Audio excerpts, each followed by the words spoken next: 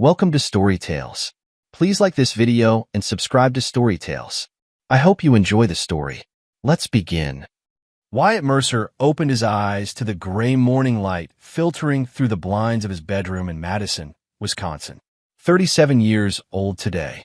He rolled over and reached for his phone on the nightstand, expecting maybe a text from his cousin Duke or his friend Alonzo. What he found instead made his jaw clench. Lyndon, sold your laptop. My sister needs a phone. Be grateful we feed you. Wyatt sat up slowly, reading the message twice. His laptop, the one he used for client work, the one that paid for this house, the groceries, the bills. He set the phone down and walked to his office. The laptop was gone from his desk. In its place sat a note in Lyndon's handwriting. Took it to the pawn shop. Reese needs it more than you do. His phone buzzed again. Lyndon. Also, you'll pay her tuition. $6,000 by Friday. No discussion. Wyatt stared at the screen. $6,000. For a sister who had never worked a day in her life, who treated him like hired help in his own home. He typed back with steady fingers. Wyatt. No chance. The response came within seconds. Lyndon. Then get out. You're cut off. Wyatt set the phone on the kitchen counter and walked to their bedroom. Lyndon wasn't there. Probably at her mother's house already, planning his exile with Maeve and Reese. He pulled his old Marine duffel bag from the closet and began packing. One change of clothes. His father's dog tags. The small notebook where he kept his client contacts. His real laptop charger, the one that went with the machine they thought they'd sold. 20 minutes later, he stood in the kitchen one last time. On the table, he placed a manila envelope. Inside was a photo he'd taken months ago of his actual laptop, safe in a storage unit across town. Attached was a handwritten note. This is war. I won't be silent. He shouldered his bag and walked out the front door. Behind him, the house stood quiet. Lyndon would be home soon, expecting to find him begging for forgiveness. Instead, she'd find an empty house and a promise. Lyndon pulled into the driveway at 11:30 a.m., her mother Maeve in the passenger seat and Reese in the back. They'd spent the morning at the mall, shopping with the money from the laptop sale. Reese clutched a new iPhone box, already setting up her social media accounts. I can't believe he actually left, Reese said, scrolling through Instagram. What a baby. Good riddance, Maeve snorted. That man never appreciated what he had. You deserve better, honey. Lyndon nodded, but something felt wrong. The house looked too quiet. Wyatt's truck was gone, but she'd expected that. What she hadn't expected was the envelope on the kitchen table. Her hands shook as she opened it. The photo fell out first. Wyatt's laptop, clearly sitting in some storage facility she didn't recognize. The timestamp showed yesterday's date. Her breath caught. What is it? Maeve asked, looking over her shoulder. Lyndon read the note aloud. This is war. I won't be silent. The room went dead quiet. Reese dropped her phone. What does that mean? Reese's voice cracked. Mom, what does that mean? It means your laptop is fake, Lyndon whispered. He knew. He knew we were going to take it. Maeve grabbed the photo. How much did you get for the fake one? $800. Lyndon's voice was hollow. $800. Reese shrieked. I told everyone I was getting a $2,000 laptop. I already posted about it. Shut up. Lyndon snapped. Let me think. But thinking was hard when her world was tilting. Wyatt had always been quiet, compliant. He paid the bills without complaining. He fixed things around the house. He never fought back when she or her family criticized him. This note, this photo, it was like getting a message from a stranger. She tried calling him. Straight to voicemail. Wyatt, this is ridiculous. Come home so we can talk about this like adults. She tried again an hour later. Fine, you want to be dramatic? But you can't just disappear. You have responsibilities here. By evening, she'd left 12 messages. Wyatt's voicemail box was full. The Northside Tavern sat in a quiet corner of Madison, the kind of place where working men came to decompress after long days. Wyatt found Alonzo at their usual table in the back, nursing a beer and reading something on his tablet. You look like hell, Alonzo said without looking up. Thanks for the warm welcome. Wyatt slid into the booth across from his best friend. Alonzo was built like the firefighter he used to be, broad shoulders, scarred hands, eyes that missed nothing. Let me guess. The Ice Queen finally pushed too far. Wyatt pulled out his phone and showed Alonzo the text thread. His friend read in silence, his jaw tightening with each message. "I told you that woman was a drain, not a wife," Alonzo said finally. "But walking out on your birthday? That's cold even for her." "It gets better." Wyatt pulled out his own laptop, the real one, and opened a folder labeled insurance. Inside were dozens of files. Bank statements, screenshots of text messages, audio recordings, photos of documents. Alonzo whistled low. "Jesus, Wyatt. How long have you been putting this together?" 3 years. Wyatt clicked through the files methodically. "Ever since I found out about the fake rental property she was running with Maeve. That's when I knew she wasn't just mean, she was criminal. Fake rental property. They've been telling people they rent out a duplex on the east side, collecting deposits and first month's rent, then claiming the deals fell through. Small amounts each time, different people. But it adds up." Alonzo leaned back in his chair. "And you've been what? Building a case? Building a war chest?" Wyatt's voice was calm, controlled. The same tone he'd used in the military when briefing his unit before a mission. "They took my kindness for weakness. They'll never see me coming." The waitress brought Wyatt a beer without being asked. He'd been coming here with Alonzo for 5 years, and she knew his order. Normal life. Simple connections. Things that felt foreign after living with Lyndon. "So what's the plan?" Alonzo asked. "First, I disappear for a while. Let them panic. Let them show their true colors while I'm not around to be the target." "Where are you staying? Remember Adele Rossner? The paralegal who helped you with your contractor's license? The one who went through that nasty divorce with a lawyer? That's her.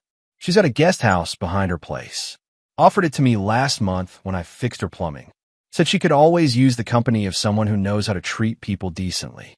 Alonzo grinned. "She's got good taste. And probably good advice for what you're planning. That's the idea." Wyatt closed the laptop. "This isn't about anger, Alonzo. This is about justice. They've been using me for years, lying to their friends about who pays for what, making me look like a deadbeat while I bankroll their lifestyle. Time for the truth to come out. And if Lyndon wants to fight dirty." Wyatt's smile was cold. "Then she'll learn that quiet doesn't mean weak, and nice doesn't mean stupid." Adele Rossner's guest house sat behind a craftsman bungalow on Madison's near west side, surrounded by oak trees and a garden that showed signs of careful attention. Wyatt carried his single bag up the stone path at 9 p.m., exactly when Adele had said to arrive.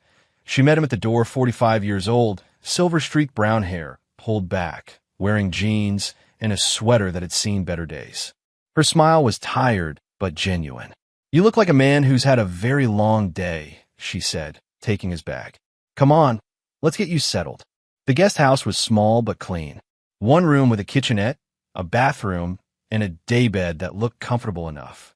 More importantly, it had a desk and reliable internet. "Coffee's already made," Adele said, pouring 2 cups. "And before you ask, yes, I know exactly what kind of day you've had. My ex-husband used to pull the same financial manipulation games. Lyndon told you. Lyndon doesn't know I exist. But Alonzo called me this afternoon, gave me the basics. Plus, I saw the news about your little surprise gift." Wyatt looked up sharply. "News?" Adele pulled out her phone and showed him a Facebook post. "Lyndon's account, posted 2 hours ago. My husband abandoned his family on his birthday over a simple misunderstanding. Some people just can't handle adult responsibilities. Prayers needed for strength during this difficult time." The post already had 37 comments, mostly supportive messages from people who didn't know the whole story. "Misunderstanding," Wyatt repeated. "Yeah, well, wait until tomorrow. I've got some ideas about how to handle this, if you're interested in playing the long game." "I'm listening." Adele sat across from him at the small table. "First rule of legal warfare documentation is everything. Your evidence folder is good, but we need more. We need to prove pattern of behavior, financial abuse, fraud if possible. I've got 3 years of bank records. Good start. What about communications? Text messages, emails, voice messages. Some. Not enough. Then we get more. Your wife is going to be angry, scared, and desperate over the next few weeks. Angry people make mistakes. They say things they shouldn't, do things they can't take back." Wyatt pulled out his phone and showed her the 12 voicemails from Lyndon. "Like this." Adele listened to the first few, her expression growing darker. Oh, this is perfect. Listen to how the tone changes. Message 1. She's trying to be reasonable. Message 12. She's threatening legal action. Classic escalation pattern. Is that good for me? Very good. It shows her true character when she doesn't get her way. Now, tell me about this cousin Duke that Alonzo mentioned. Duke Mercer. My dad's brother's kid. He's an accountant. Used to do forensic audits for insurance companies. Catches people cooking their books. Call him. Tonight. We're going to need his help breaking down every financial transaction between you and your wife's family for the past 5 years. Wyatt dialed Duke's number while Adele cleaned up the coffee cups. His cousin answered on the second ring. Wyatt? Jesus, man. I heard you finally grew a spine. About time. You heard from who? Alonzo called me an hour ago. Said you might need some professional help with a certain financial situation. I've been waiting for this call for 3 years. You knew. I knew your wife was bleeding you dry. I knew her family was treating you like an ATM. I've been keeping my mouth shut because you weren't ready to hear it. But if you're ready to fight back, I'm ready to help. Adele took the phone. Duke, this is Adele Rossner. I'm a paralegal helping Wyatt. Can you be here tomorrow morning with whatever records you'll need to do a complete financial audit? Already packed. I'll be there at 8. Duke arrived at 7:45 a.m. carrying 2 laptop bags and a box of file folders. He looked like an accountant, neat, precise, wearing glasses that had seen better days. But his handshake was firm, and his eyes were sharp. Before we start, he said, settling at Adele's kitchen table, I need to know how far you want to take this. Are we looking for ammunition for a divorce settlement, or are we building a criminal case? Both, Wyatt said without hesitation. Good answer. Duke opened his first laptop and pulled out a portable printer. Because what I found in my preliminary review is going to make your wife very unhappy. For the next 4 hours, they worked in concentrated silence. Duke had pulled 5 years of bank records, tax returns, and credit reports for Wyatt and Lyndon. Adele cross-referenced them with public records, property filings, and business registrations. Wyatt provided context and filled in gaps with his own documentation. By noon, they had built a timeline that made Wyatt's stomach turn. Start with the rental property, Duke said, pointing to a spreadsheet on his screen. Lyndon and Maeve registered a business called Premier Property Solutions 3 years ago. According to their tax filings, they've collected over $40,000 in rental deposits and fees. But they don't own any rental property, Wyatt said. Exactly. It's a pure scam. They advertise places on Craigslist, show them to potential renters, collect money, then claim the deals fell through due to credit issues or previous tenant problems. Since the amounts are always under $2,000, most people don't bother pursuing legal action. Adele highlighted another section of the timeline. Then there's Reese's college situation. According to the university records I pulled this morning, she withdrew from classes 4 months ago. But look at these Venmo requests. The screen showed a series of payments from Wyatt's account to Lyndon, all labeled Reese Tuition or Reese Books. Total, $8,400 over 6 months.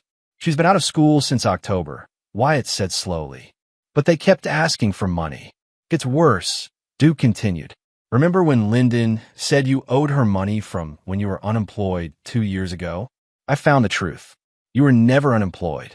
You were doing contract work, getting paid directly to your personal account. But during that time, Lyndon took out 2 personal loans totaling $15,000, using your name and forged signature. That's identity theft. That's a felony. Adele pulled up the loan documents on her laptop. Look at these signatures. I'm not a handwriting expert, but these don't look like the same person wrote them.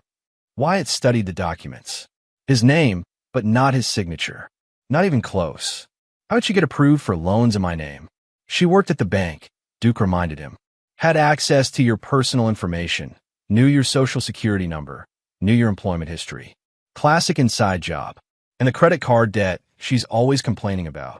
Duke pulled up another spreadsheet. The debt she claims you caused? It's all shopping, restaurants, and cash advances. Look at the dates. They correspond exactly with times when you were traveling for work. She was spending money while you were out of town earning it. Wyatt leaned back in his chair. 3 years of feeling guilty. 3 years of Lyndon's family treating him like he owed them something. 3 years of being called irresponsible, unreliable, selfish. They really played the long game, he said. The longest, Adele agreed. But they made one critical mistake. They kept records. Criminals always think they're smarter than they are, so they document everything thinking no one will ever find out. So what's our next move? Duke and Adele exchanged a look. We burnt all down, Adele said simply. The Madison branch of the IRS occupied a gray building downtown that looked exactly like what it was, a place where financial crimes came to die. Wyatt parked across the street and made his first call. IRS fraud hotline. This is Agent Patterson. I'd like to report unreported income from a fraudulent rental property business. The conversation took 20 minutes. Wyatt provided Premier Property Solutions business registration number, tax ID, and a summary of their activities. Agent Patterson sounded bored until Wyatt mentioned the total amount of unreported income. Did you say $40,000 over 3 years? That's conservative. I have bank records showing cash deposits that don't match their reported income. We need to see those records. I can have them to you by tomorrow morning. His second call went to the University of Wisconsin Financial Aid Office. Academic Fraud Department. This is Jennifer. I need to report falsified tuition requests and forged enrollment documents. This conversation was shorter. Jennifer took down Reese's student ID number and the dates of the fraudulent tuition requests.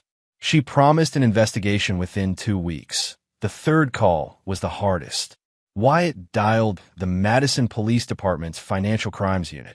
Detective Morrison, I need to report identity theft and loan fraud. Are you the victim? Yes. My wife forged my signature on loan documents and has been using my personal information to obtain credit without my knowledge. How much money are we talking about? $15,000 in fraudulent loans, plus additional credit card debt obtained through identity theft. Detective Morrison scheduled an appointment for the following morning. Wyatt would need to bring the forged documents, bank records, and a formal statement. WY 3 p.m. He made 8 phone calls. The IRS, the university, the police, the state attorney general's office, the Better Business Bureau, 2 different credit reporting agencies, and the bank where Lyndon worked.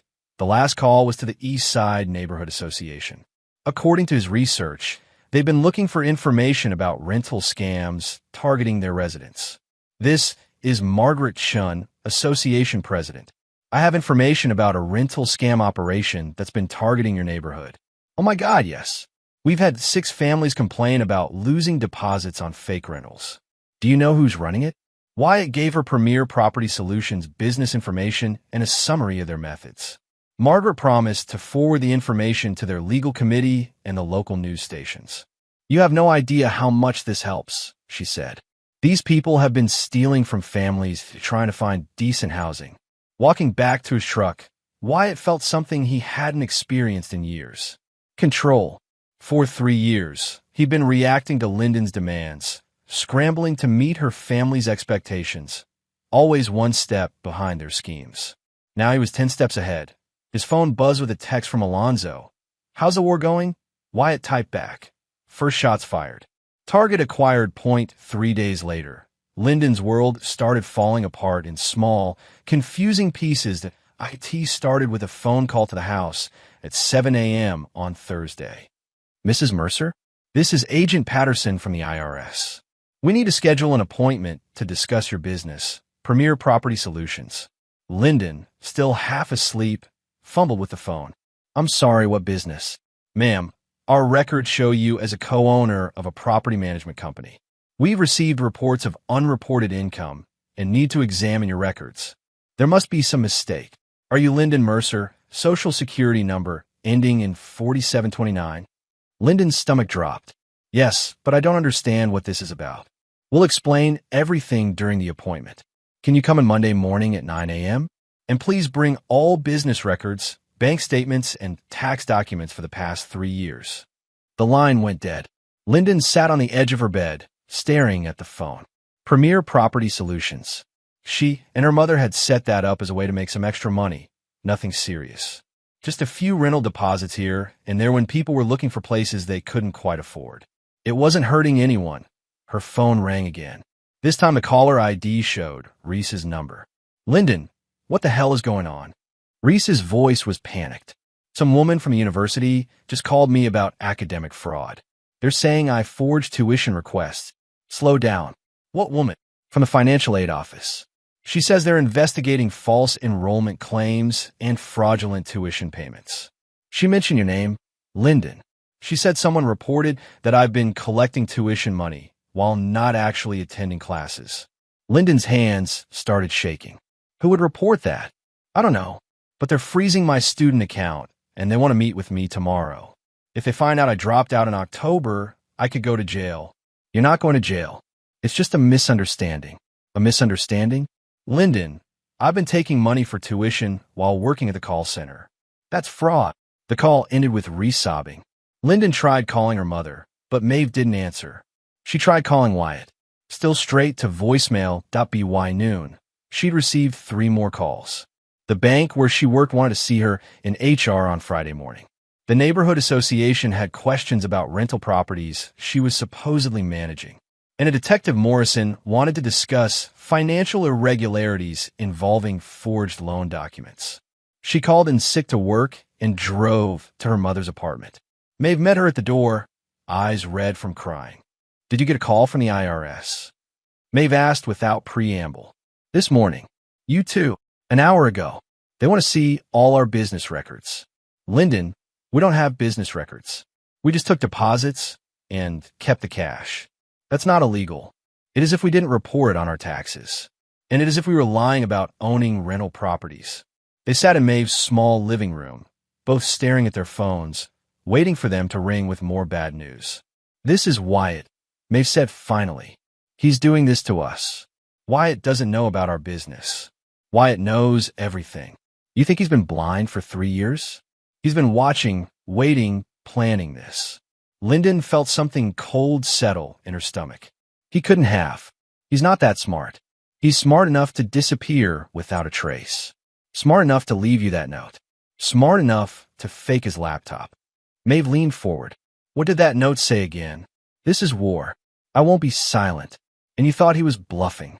Lyndon's phone rang. Unknown number. "Mrs. Mercer? This is Channel 15 News.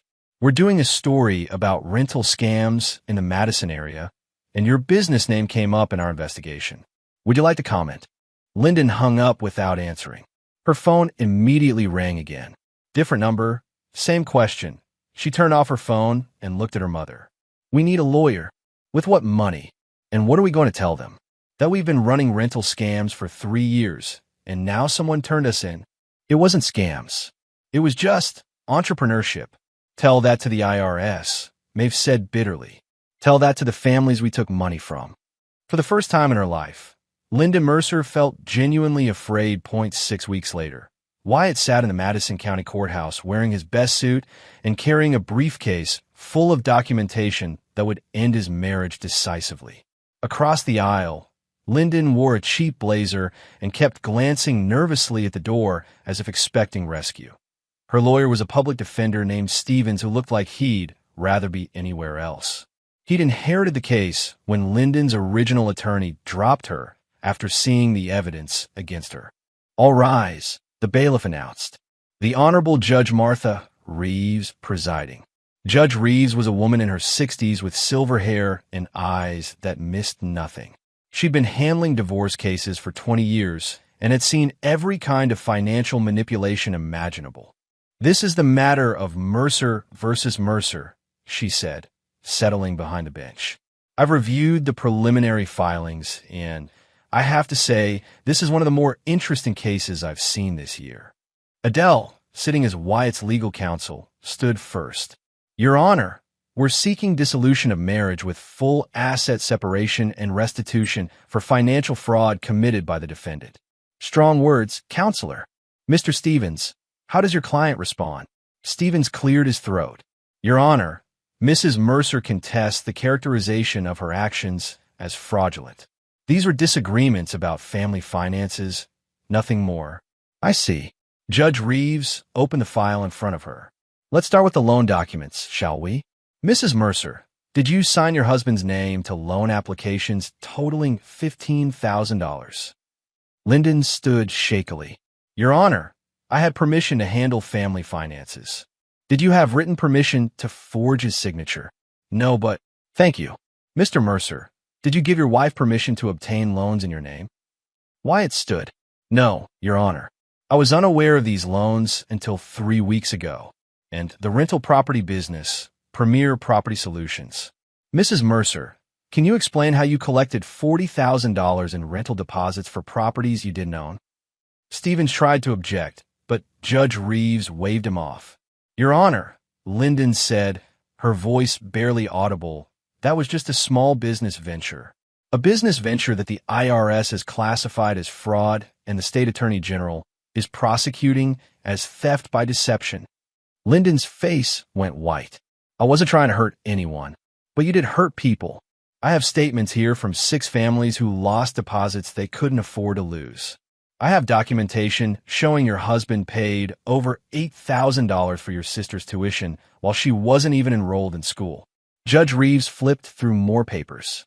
I also have audio recordings of phone conversations where you explicitly state that your husband owes your family money for supporting him, when in fact the bank records show he was the sole income provider for your household.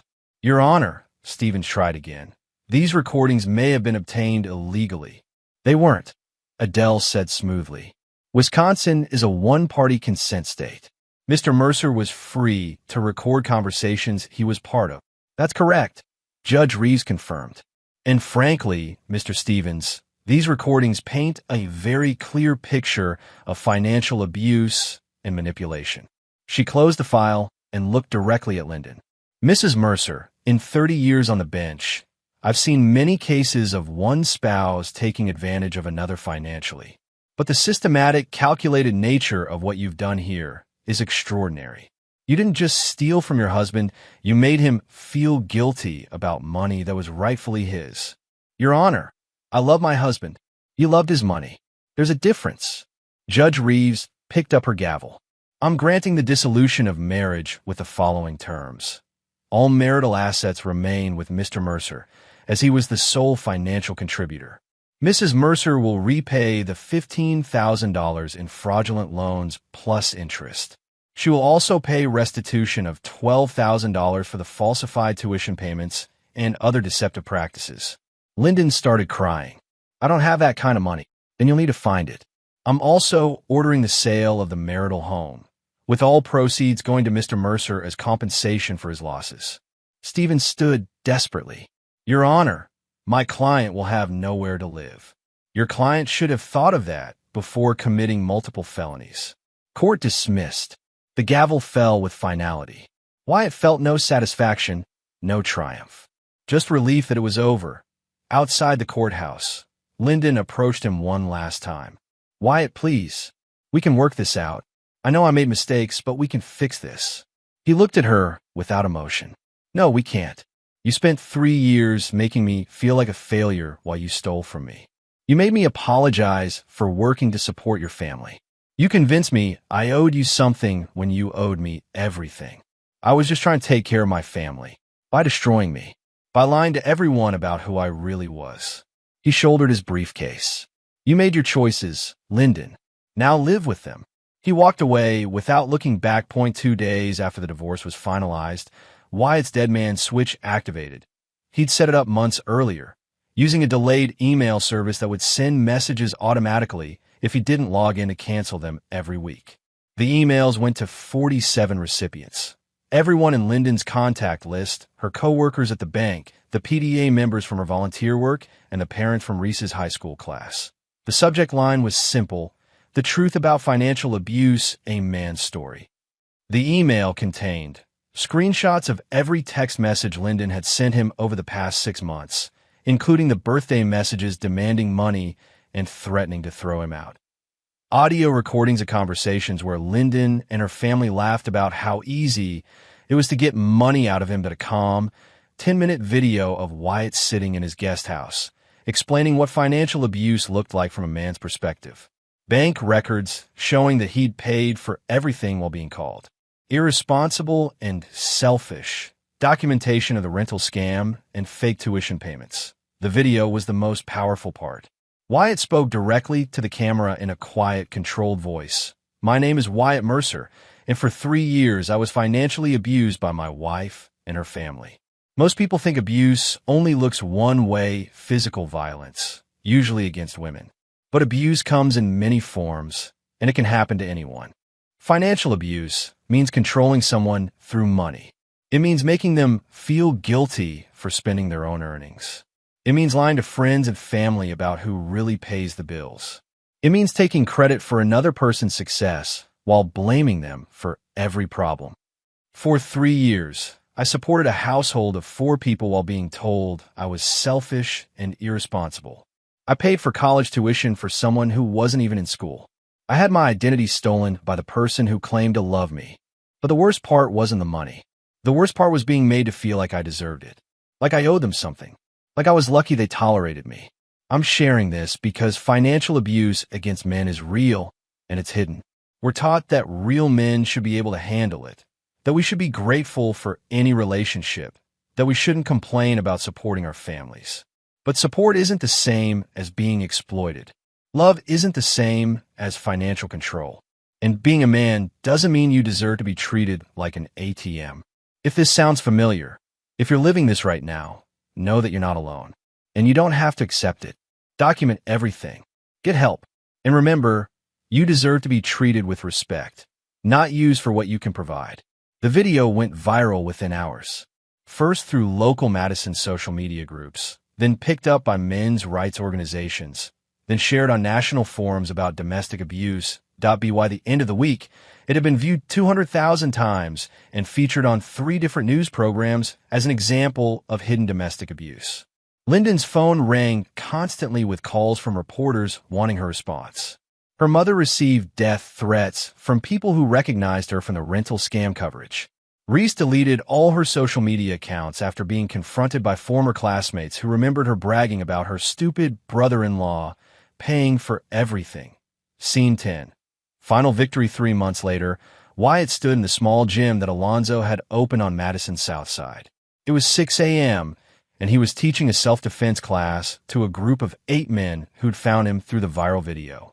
"Control comes from preparation," he told the class, demonstrating a defensive stance. When someone attacks you physically, emotionally, financially, your response depends on how ready you are. The men nodded, following his movements.